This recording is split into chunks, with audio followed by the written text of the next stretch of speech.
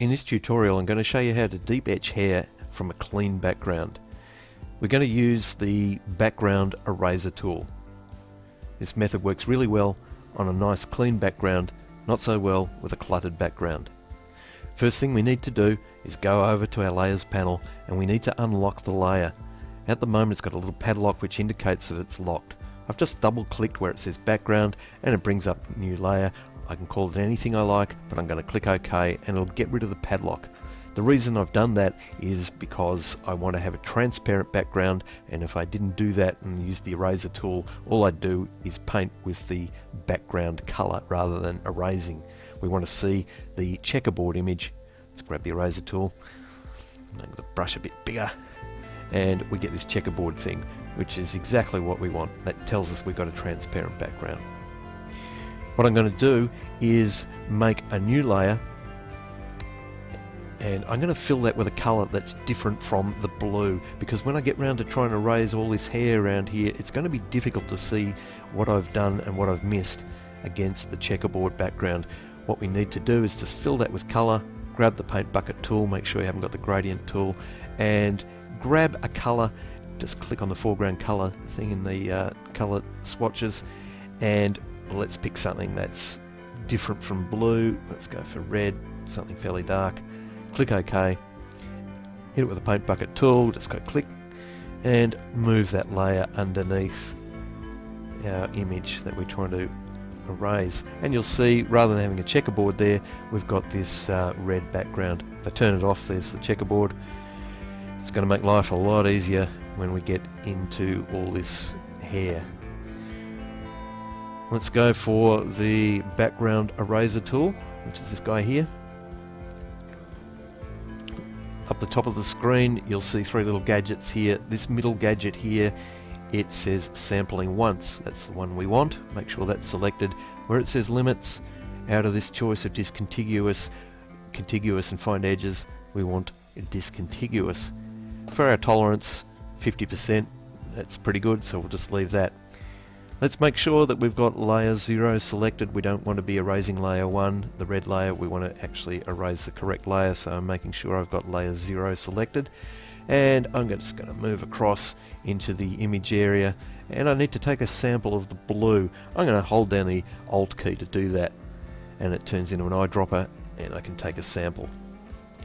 If I start painting my mouse with this background eraser tool, it should start to get rid of the blue and leave behind the hair. So that's working pretty well. If I need to change the diameter of the brush at any stage, I can just do a right mouse button click, and I can change the size and the hardness, make it softer if I want to do a bigger diameter, that sort of thing. Or I can also click on the right braces key or the left braces key near the letter P on my keyboard. Right braces key makes it bigger, left braces key makes it smaller. Just going to grab another sample of that blue, Alt key for that, and away we go. Let's move in and get rid of most of this hair. I've got to be careful when I get to the skin on her shoulder, because it looks pretty similar to the blue background, and I could actually start erasing her shoulder rather than the hair, and I've actually done just that, so I'm going to go Command Z and undo that. To show you what I mean, if I take a sample from this blue down here and just start painting in, it'll get rid of the shoulder, and I don't want that. That's a job for the conventional eraser tool. So Command Z, undo that.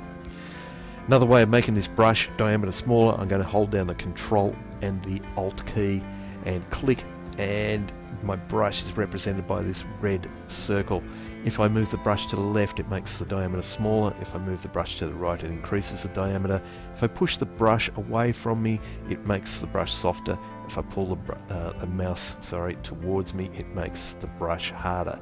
So let's go for a smaller brush, moving the mouse to the left, and I want to make it softer, so I'm going to push the mouse away from myself.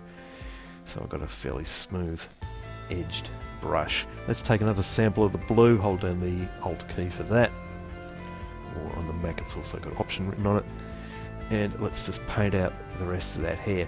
I'm just going to go really sparingly around where the skin is, because I don't want to get rid of the skin. As I said before, I'm going to use the ordinary eraser tool to do that.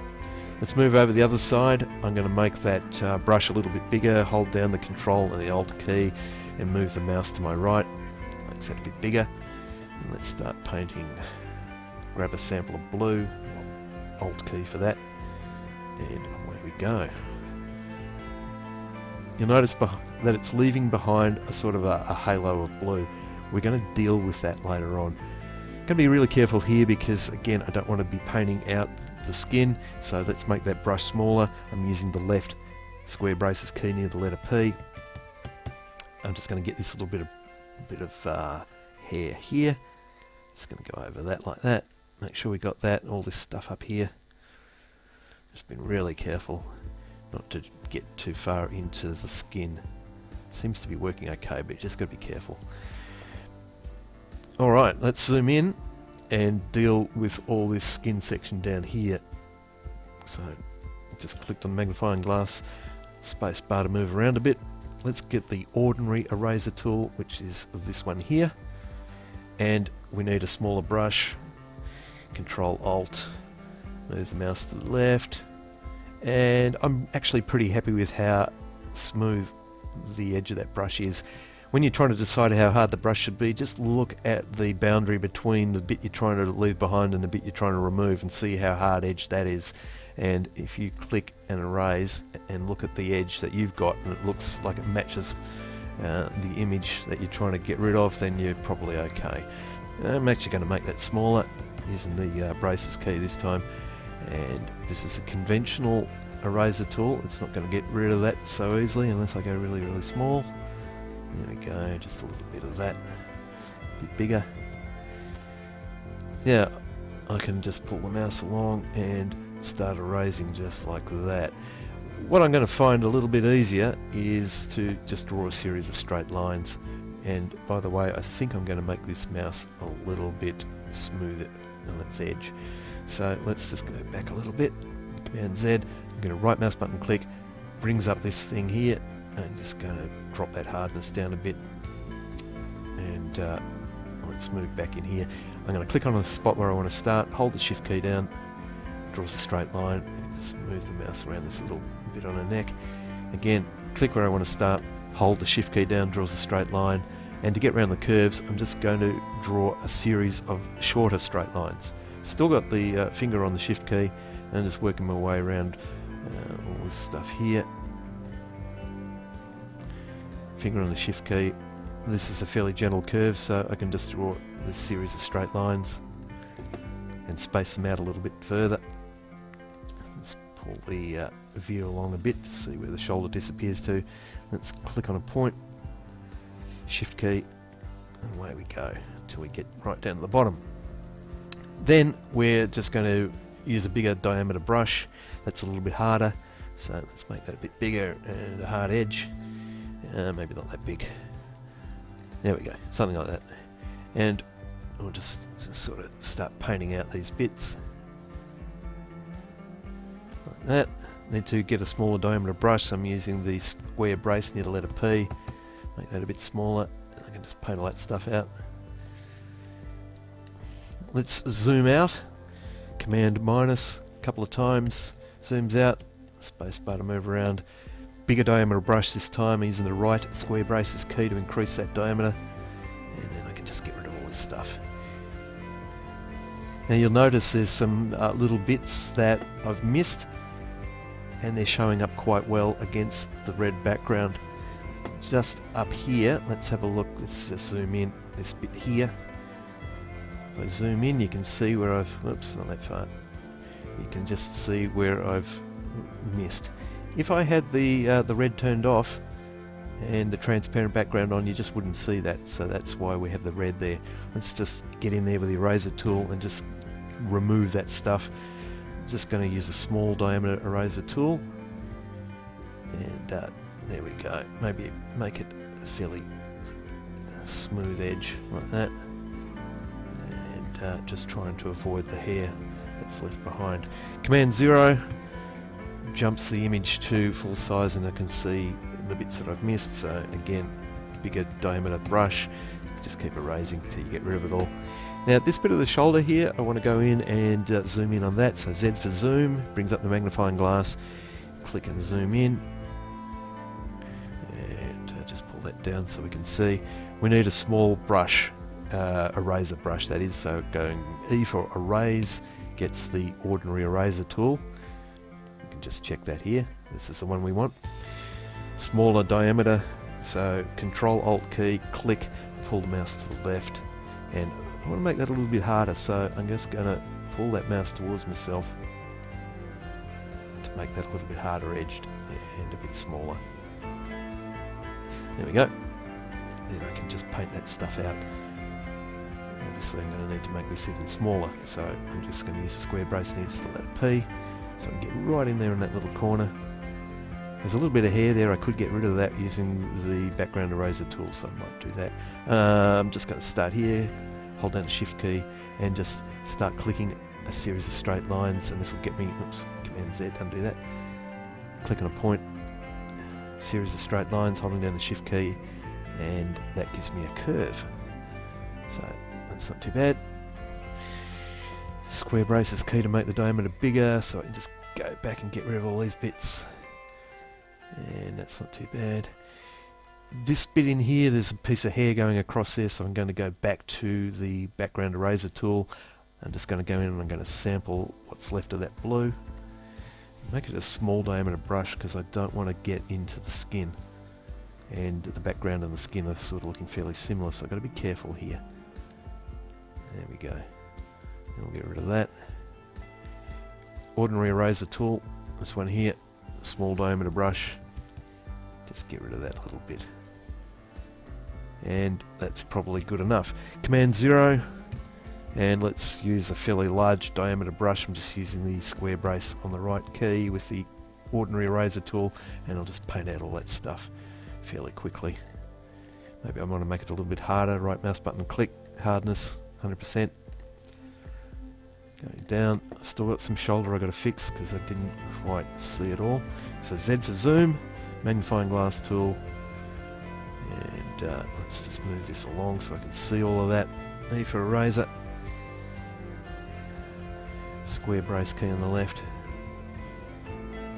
right mouse button, click, and just make it not so hard, and away we go again. Let's just start up here somewhere, shift key, work our way down, finish that, bigger diameter, and just get rid of the rest of this stuff. Command 0 to see what we've got. Looking okay. See the halo around the edge of the hair? We need to deal with that because depending on what background we put on it, it might look a bit weird. Here's another background, it's fairly busy. I'm going to select all of that. Select all, Command A would have done the trick. Need to copy it, so I go to Edit, Copy, or Command C. Go back to our picture, paste, Command V. Let's drag it underneath the picture of our model. Now because the background is fairly busy in this image, we can get away with this halo effect around the edge of her hair. It's not too bad. But if we have a dark background like this, let's go Command A, copy that, Command C. Let's go back here to our image and go Command V to paste. You can see the halo is actually quite a problem. The way we're going to fix that, we're going to go to the Burn tool, which is this one here. And we're going to set its range of influence to the midtones rather than shadows or highlights. We just want it to affect the midtones at the moment. And the exposure, I'm just going to go for about 80%. You may have to experiment with this, but 80 will do for the moment. That gives us a brush, and we can just draw all over the halo. We've got to make sure we have the right layer selected. I'm just going to go back to the layers and click on layer 0. I don't want to actually do that background I just put in. I want to do layer 0. Let's have a look at the right hand side. I'm just going to draw over her hair with the Burn tool, and it's affecting the midtones. Now I may have to come back and do this a few times, particularly on the bottom where it's actually quite dark, where the background image is dark and the halo stands out quite a lot. So that was one go. Let's start up out here again and have another go at it, and we just keep doing this until we're happy with the result.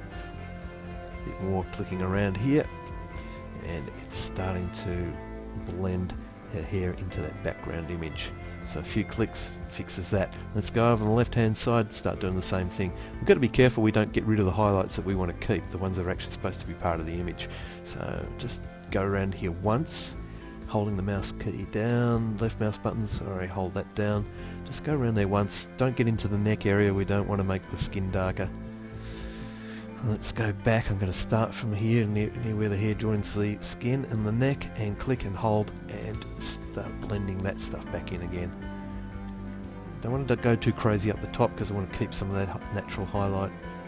Let's just work our way around this other stuff and then just blend that back in. Okay, that's looking pretty good. Let's have a look against the busy background. Yeah, it's still looking okay, and against the red background it looks like that.